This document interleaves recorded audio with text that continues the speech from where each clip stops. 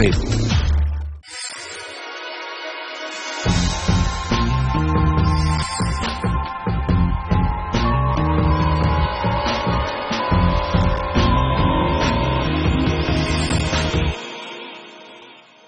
Joules of India powered by BVC logistics organised by Jewel Trends के इस नए episode में आपका स्वागत है। और यहाँ हर हफ्ते हम आपको कहानी बताते हैं एक नए ज्वेलरी मैन्युफैक्चरर की। और आज मेरे साथ है 2007 में बैंगलोर से शुरुआत हुई अनमोल स्वर्ण की, जिसकी शुरुआत की महिपाल जोहारमल ने। Welcome to the show. सबसे पहले किस तरह से आपने बिजनेस शुरू किया? और मैंने सुना है कि आपके पापा रिटेल में थे, तो क्यों आपने स्पेसिफिकली ज्वेलरी मैन्युफैक्चरिंग के बारे में सोचा? Basically I am from Tumkur, मैं टुमकुर से हूँ। सो वहाँ पे अपना जो ट्रेडिशनल बिजनेस है रिटेल, उसमें ग्रेजुएशन के बाद मैं उसमें ही था। फिर मेरे को ऐसा लगा कि मेरे को कुछ अलग बाहर आके कुछ करना है, तो अपने आप मेरे को करना है कि मैं कुछ किया है। तो एज हमारा जो ट्रेडिशनल बिजनेस था उसमें ही सोचा कि इसमें क्या कर सकते हैं हम। तो मैंने शुरुआत में होलसेल स्टार्ट किया, जो कि मैं मेटल देके काम बनवाता था, कुछ डिजाइन सेलेक्ट करके। वैसे धीरे धीरे मैंने स्टार्ट किया 2000 में। मैं टुमकुर से एवरीडे अप एंड डाउन करता था बैंगलोर। लगभग 6-7 साल मैंने अप एंड डाउन किया फर्स्ट इनिशियल। उसके बाद धीरे धीरे ही बढ़ा मेरा काम, मैं अकेला था। फिर 2004 में मैंने मेरे कजिन जो अरुण कुमार है वो साथ में लिया, मेरे साथ आया। उसके बाद 2007 में फर्स्ट मैंने ऑफिस ओपन की बैंगलोर में। तो रिटेल में थे आपके पापा, तो एग्जैक्टली यही ज्वेलरी का ही बिजनेस था उनका कि कुछ अलग भी काम करते थे? ज्वेलरी और मनी लेंडिंग का करते थे। तो वहाँ पे मेरे को उतना स्कोप नहीं दिखा कि उसमें मैं कुछ कर सकता हूँ, आगे जाके आगे कुछ बन सकता हूँ। तो मेरे को लगा कि मेरे को कुछ करना है, आगे बढ़ के आगे जाके मेरे को कुछ करना है। तो started with small this thing, और आगे बढ़ के थोड़ा करके वी स्टार्टेड। 2007 में हमने कंपनी इनकॉर्पोरेट की, ताकि मेरे पहले से मेरा ड्रीम था कि आई शुड बी ऑर्गेनाइज्ड। तो मैंने प्राइवेट लिमिटेड कंपनी ओपन की डायरेक्टली। तो एक ऑर्गेनाइज, जैसे आपने कहा that you wanted to be organised, पर रिटेल का आपने देखा होगा, तो उससे जब आपने मैन्युफैक्चरिंग शुरू की तो एक आइडिया रहा होगा कि रिटेलर्स किस तरह से काम करते हैं, क्या चाहते हैं, तो उससे आपको किस तरह की मदद हुई? पहले मेरे को कुछ भी मालूम ही नहीं था, पता ही नहीं था बैंगलोर में क्या है, बिजनेस कैसा है। I was in a small town Tumkur, तो ज्यादा उसके बारे में कुछ भी पता नहीं था, क्या मार्केट है, कैसा है, how vast it is, how is the industry. Slowly आते आते धीरे एक समझा, फिर धीरे से स्टार्ट हुआ है बिजनेस। सो टुमकुर जहां से आप है, वहां से बैंगलोर आने के बारे में क्यों सोचा, स्पेशली अपना ऑफिस सेटअप करने के लिए? Bangalore as a capital city है, वहाँ पे बिजनेस अपॉर्चुनिटीज है, स्कोप है, कुछ भी कर सकते हैं। जो हम चाहते हैं वो उधर पे कर सकते थे। स्मॉल टाउन में क्या होता था, बैंगलोर एकदम नियर होने की वजह से टुमकुर में बिजनेस ग्रोथ नहीं था। अगर हमको कुछ भी चाहिए तो हम बैंगलोर भागते हैं। एक छोटा चीज चाहिए तो बैंगलोर भागते हैं। करेक्ट। सो इसकी वजह से मैंने सोचा we have to go somewhere कि बड़े सिटी में ही काम हो सकता है, बन सकता है मेरा काम, बैंगलोर जाके कुछ कर सकता हूँ मैं। तो शुरुआती चैलेंजेस क्या रहे जब 2007 में आपने शुरुआत की? क्योंकि ऑलरेडी 2007 मतलब कुछ ज्यादा पुराना बिजनेस नहीं है, तो ऑलरेडी इतने सारे मैन्युफैक्चरर्स मौजूद है, मैं जिनसे बात करती हूँ, कई सालों से उनका बिजनेस सेटअप है, बैंगलोर में भी काफी तगड़े हैं। तो वो चैलेंजेस किस तरह के थे?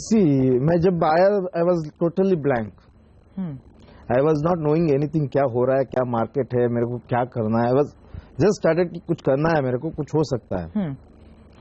मेरे को ऐसा लगा अभी इधर तक दिख रहा है तो क्यों ना उधर तक जाऊं, उसके बाद आगे का दिखेगा मेरे को। तो बैंगलोर सेलेक्ट किया, उधर आया फर्स्ट। बैंगलोर वैसे भी मेरे रिटेल काम के लिए आते जाते रहता था पहले, तो थोड़ा बहुत होलसेल का नॉलेज था, रिटेल में होने की वजह से जो लेते थे बनाते थे माल वगैरह, उसका नॉलेज था। तो वैसे ही मेरे एक दोस्त ने इंट्रोड्यूस किया, एक जो जॉब वर्क करता है, कारीगर है, जो उसका बड़ा फैक्ट्री है, तो उधर से मैंने देखा कि ये डिजाइन चल सकती है, ये बना सकता हूँ मैं, इसमें फोकस करूँ। सो उधर से मैंने स्टार्ट किया उसको। थोड़ा सा एक इनिशियल में मेरे ख्याल से मैंने 200-300 ग्राम से स्टार्ट किया बिजनेस। 200-300 ग्राम बस। और first lift was like 300 grams 200 grams. और किस तरह के कारीगर थे आपके, और कितने लोग आपके साथ काम करते थे ओवरऑल? मैं अकेला था, ट्रेडिंग करता था। It's a job work. उधर फैक्ट्री में अराउंड 60-70 पीपल वर देयर, जो कारीगर थे वो काम करते थे, और वो 1-2-4 जन को बना के देता था। मेरे को भी एक पार्ट उनका जो प्रोडक्शन का हिस्सा मेरा था, तो मैं उसको उतना काम देता था। स्टार्टिंग में 200-300 एज आई सेड। और किस किस चीज से शुरुआत की आपने? क्या स्पेशलिटी थी तब आपकी, जब शुरुआत की तब, और आज जाकर क्या क्या बनाते हैं? शुरुआत में ऐसा लगता था ये इंडस्ट्री हमारे बस की नहीं है। क्यों? मीन्स इतनी बड़ी इंडस्ट्री है और हम एकदम छोटे से टाउन से आए, और जिधर भी देखते तो इतना बड़ा बड़ा दिखता था वो टाइम पे। वो एक ड्रीम था कि सब कुछ करना है, लेकिन सब कुछ बड़ा दिखता था। तो slowly we are getting into it. धीरे से एक थोड़ा थोड़ा स्टेप बढ़ाते रहे।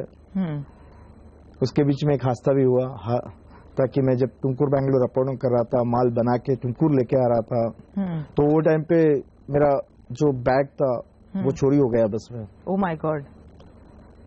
तो घर आया, फिर I was not tensed because वो मेरा नेचर नहीं है।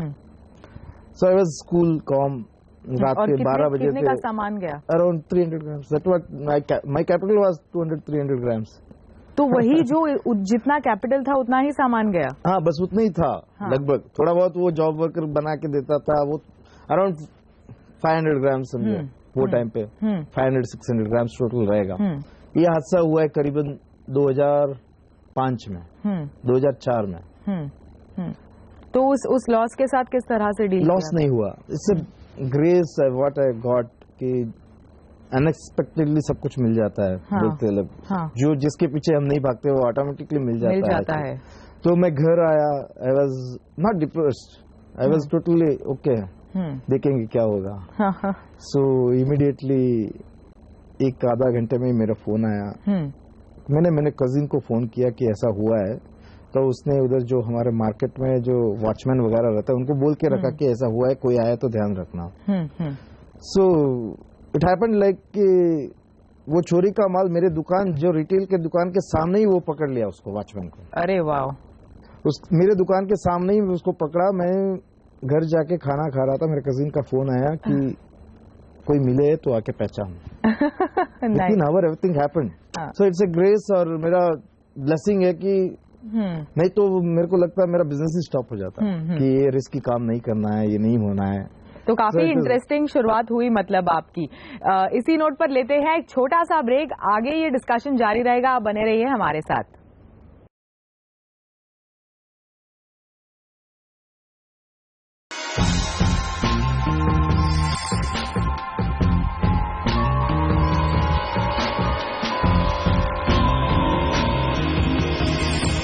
Joules of India powered by BVC logistics organised by Jewel Trends में एक बार फिर से आपका स्वागत है। अब तक हमने बात की कि अनमोल स्वर्ण की शुरुआत कैसे हुई, काफी इंटरेस्टिंग शुरुआत रही। अभी फिलहाल क्या क्या नया करते हैं आप, क्या खासियत है आपकी, ये बताइए मुझे। वैसे हम पहले से भी साउथ इंडियन टिपिकल ज्वेलरी में ही है, और अपना मेन मार्केट साउथ इंडियन है, जो हम चारों स्टेट कवर करते हैं, केरला, कर्नाटका, तमिलनाडु और आंध्र प्रदेश। उसके अलावा पैन इंडिया है लेकिन उतना ज्यादा नहीं है। और we make only the South Indian culture, South Indian traditional jewellery. और किस तरह से टेक्नोलॉजी का इस्तेमाल करते हैं, किस तरह से अपने कारीगरों को ट्रेन करते हैं?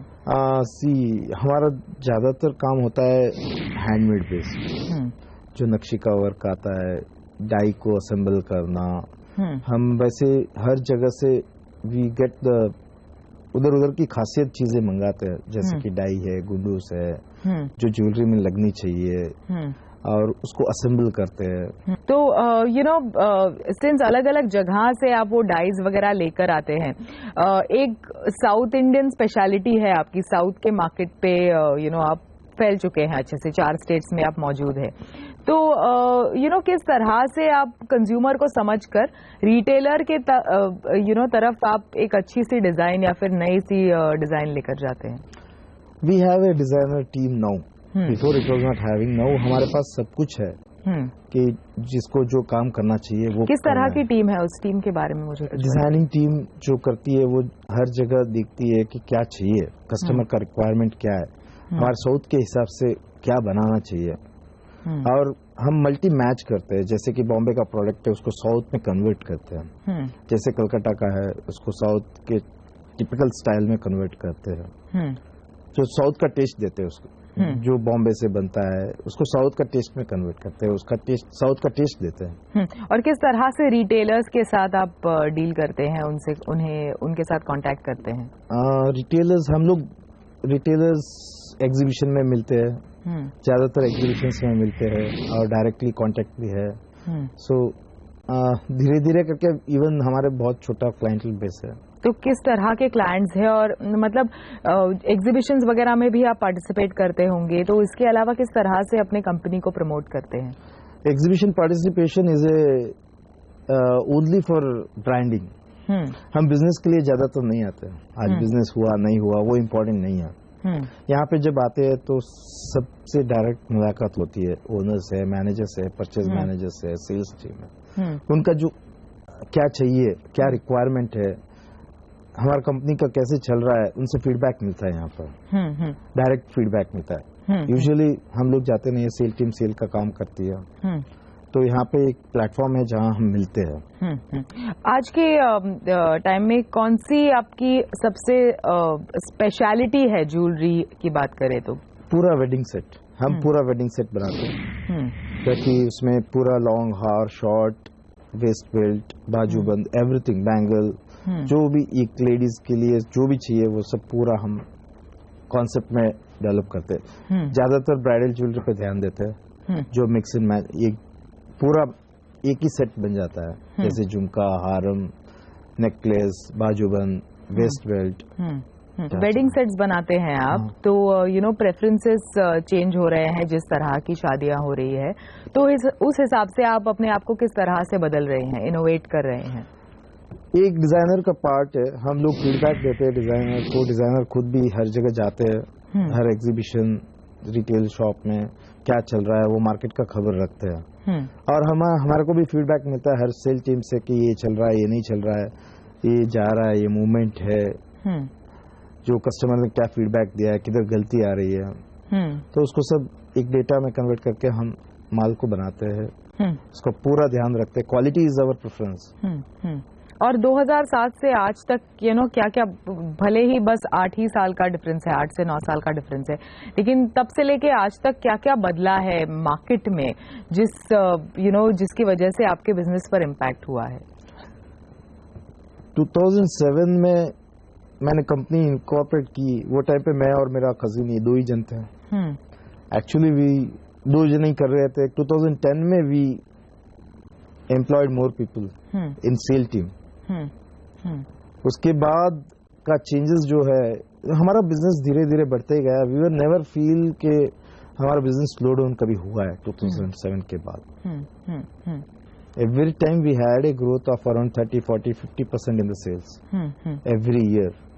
और हम लोग हमेशा कॉम्पीट अपने आप से करते थे, मार्केट को नहीं देखते थे क्या हो रहा है, हम किधर है, हमको क्या करना है, हमको किधर जाना है, क्या माल हमको बेचना है। सिंस हैंडमेड ज्वेलरी आपकी खासियत है, तो किस तरह से आप अपने कारीगरों को ट्रेन करते हैं? कारीगर को ट्रेनिंग हम लोग पर्सनली जाके करते हैं। पहले तो उनका जो मेन रहता है उनको बुलाते हैं, ये कॉन्सेप्ट हमारे को डेवलप करना है, ऐसा बनाना है। उनको ओपन 1-to-1 बात करते हैं, एक आधा प्रोडक्ट लेते हैं, एक बनाते हैं, उसका देखते हैं, उसको immediately we don't go to retail, we sell it. उसका पूरा everything we come across it, ये बराबर है, ठीक है, उसके बाद वो प्रोडक्ट को लॉन्च करते हैं। और कितनी क्रिएटिव छूट मिलती है आपके कारीगरों को?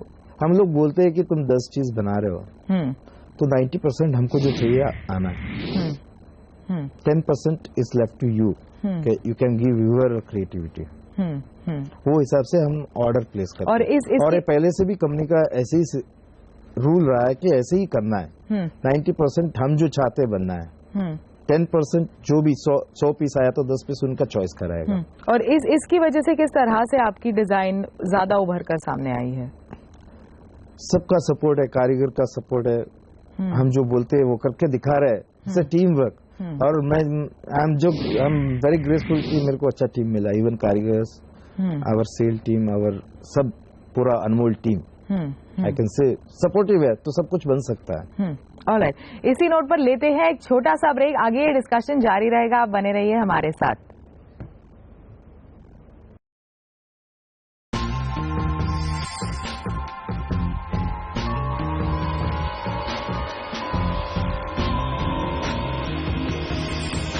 Joules of India powered by BBC logistics organised by Jewel Trends में आपका एक बार फिर से स्वागत है। अभी तक हमने बात की अनमोल स्वर्ण के बारे में, कैसे उसकी शुरुआत हुई, फिलहाल वो क्या क्या नया कर रहा है। अभी महिपाल जी मुझे बताइए कि क्या आगे चलकर प्लान्स है अनमोल स्वर्ण के लिए आप? अभी फिलहाल में हमने अपना नया कॉर्पोरेट ऑफिस ओपन किया है, जो लास्ट वीक ही ओपन हुआ है। सो वहाँ पे हमने और भी ऑर्गेनाइज्ड वे पे किया है।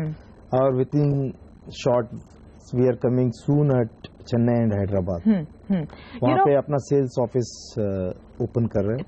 पहले भी मैंने आपसे बात की, तभी आपने ऑर्गेनाइजेशन ऑर्गेनाइज्ड वे में काम करना है, इसके बारे में काफी फोकस और एम्फेसिस दिया था। तो पूरे इस माहौल में आपका जो तरीका है ऑर्गेनाइज्ड बिजनेस सेटअप करने का, उससे आपको कितनी मदद हुई है पूरे ज्वेलरी इंडस्ट्री में?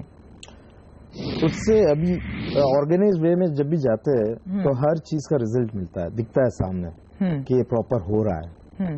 और अपना सेल भी बढ़ता है। आज जो last year comparatively this year market is very slow down. हमको नहीं लगता है कि हम स्लो है। ठीक है, ग्रोथ वो हिसाब से नहीं है, लेकिन वी हैव स्टेबलाइज कि उतना हो सकता है, कर रहे हैं हम। डिमांड है अपना माल का, तो उससे रिजल्ट पता चलता है कि वी आर डूइंग वेल। तो फ्यूचर में क्या प्लान्स है? क्या पैन इंडिया प्रेजेंस और बढ़ाने के प्लान्स है, या फिर मेरा ड्रीम है कि we have to create employment. That is the dream कि एम्प्लॉयमेंट को जितना हो सकता है क्रिएट करो, काम क्रिएट करो। That is only the society को हम कुछ रिटर्न दे सकते हैं कि we have to create the employment. तो उसके लिए मैं तैयार हूँ। और we are coming up with the branches in Chennai, Hyderabad. और फैक्ट्री में भी बढ़ा रहे हैं। और इसके अलावा किस तरह से टेक टूल्स और टेक्नोलॉजी का इस्तेमाल करेंगे ताकि मैन्युफैक्चरिंग आपकी ज्वेलरी की और तेज हो? वो देख रहे हैं, जो मशीनरी सप्लायर से इनसे बात चल रही है कि ये मेरे को चीज चाहिए जो काम फास्ट हो सकता है। तो अभी फिलहाल तो हमारे फैक्ट्री में सभी चीज है जो अभी नई बनी हुई है, नई टेक्नोलॉजी है। We are using that for, बल्कि हमारा ज्यादातर काम हैंडमेड है। फिर भी हम टेक्नोलॉजी वाइज थोड़ा यूज कर रहे हैं। और दूसरे बाजारों में, हमारे देश को छोड़ के दूसरे बाजारों में जाने के क्या आपके प्लान्स है? We are into the exports. Last 3 साल से हम एक्सपोर्ट्स में हैं। और लास्ट 1-2 साल से हमारे को अवार्ड भी मिल रहा है बेस्ट, अपने local jewellery association, Bangalore jewellery association से अवार्ड भी मिल रहा है, बेस्ट एक्सपोर्टर अवार्ड मिला है। और we are planning to put up a office in Dubai. So middle east ज्यादातर हमारा माल जाता है। तो हाल ही में आपने कुछ नया कलेक्शन लॉन्च किया है, उसके बारे में मुझे कुछ बताइए। हमने अभी हाल ही में एक रूबी का जो temple jewellery with real Ruby का कॉन्सेप्ट हमने लॉन्च किया है, जिधर हम लोग क्या कर रहे हैं, एज आई सेड अर्लियर कि कस्टमर को उनका वैल्यू मिलना चाहिए। हमने जो कॉन्सेप्ट बनाया, स्टोन को बहुत कम यूज किया है ताकि लगे थोड़ा बहुत स्टोन भी है, सोना ज्यादा है, उसका लॉस कम हो, कंज्यूमर पॉइंट। और अभी नेक्स्ट कुछ आने वाले साल में अनमोल स्वर्ण के लिए क्या प्लान्स है आपके? वी आर ब्रांचेस खोले, हर जगह हमारा ऑफिस हो, सेल को बढ़ाए, सेल टीम को बढ़ाए। और अभी फिलहाल मैं बोला जैसे कि दुबई में ऑफिस खोल रहे, तो उससे हमारा बिजनेस भी बढ़ेगा। तो इतनी एम्प्लॉयमेंट क्रिएशन की आप बात कर रहे हैं, तो कारीगर है, हैंडमेड ज्वेलरी है आपकी, तो किस तरह से उनकी स्किल डेवलपमेंट पर आपका फोकस होगा ताकि वो और बेहतर ज्वेलरी बनाए? कारीगर को अच्छा एनवायरनमेंट देके अच्छी तरह उनको ट्रेनिंग देना जरूरी है। तो वो स्किल्ड होगा, लेकिन उनको बहुत सारी कमियां भी होगी। तो उनको एक ट्रेनर्स की फैसिलिटी देके, हम लोग उनमें इन्वॉल्व होके एक टीम बना के उनको और भी जो थोड़ा अच्छा ट्रेनिंग देके, मतलब कि जिधर वो मिस्टेक कर रहा है उसके ऊपर ध्यान देके हम लोग ये कर सकते। फाइनल सवाल, अगर मैं रिटेलर हूं तो मैं आपकी ज्वेलरी आज के तारीख में क्यों खरीदूं? You will get returns, good quality, good returns. Thank you so much, thanks for speaking to us. Thank you so much. Jewels of India के आज के एपिसोड में बस इतना ही। अगले एपिसोड में हम आपकी मुलाकात फिर से करवाएंगे एक नए ज्वेलरी मैन्युफैक्चरर से। नमस्कार।